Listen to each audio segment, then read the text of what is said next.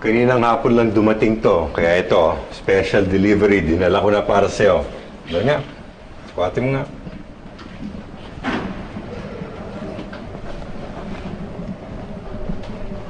Fred, bagay sa'yo. Ganda po. Medyo blurred pa. I just don't like wearing glasses. Ay, Fred, huwag mo tanggalin. Maganda naman eh. Bagay na bagay talaga. Huwag ka mag-alala.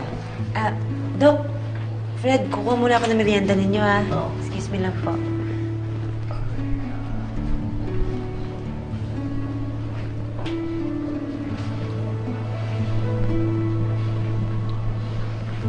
Kilala kita, Robert. Hindi lamang ito ang dahilan kung bakit ka nagpunta rito. Pwede mo naman yung pinadala na lamang sa sekretary mo eh. What's going on?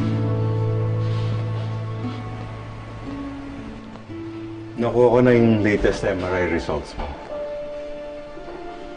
And? Hintayin mo na muna natin bumalik si Luisa. Kailangan din niyang marinig to. No, Robert, tell me now. I can handle it. Sige na, sabihin mo. You have AVM, arterial venous malformation sa brain. May nakita silang isang bara sa utak mo that could cause very serious problems. Dahil sa edad mo, it's risky kung o-operahin ka pa. The best we can do is monitor it and manage it. Ibig mo ba sabihin, anytime, pwede akong mamatay dahil dyan?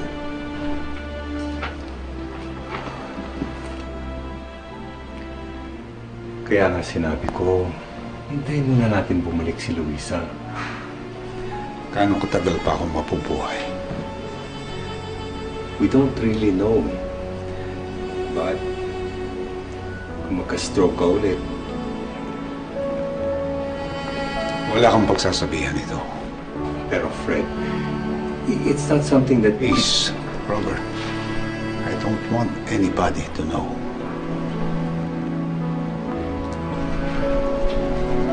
Merienda po muna. Oh, bakit tinanggal mo? Suotin natin, Fred, para Ayoko. masanay. Edith, balik mo na ako sa kwarto. Fred, may nararamdaman ka ba? Masama ba yung pakiramdam? Edith! Ha?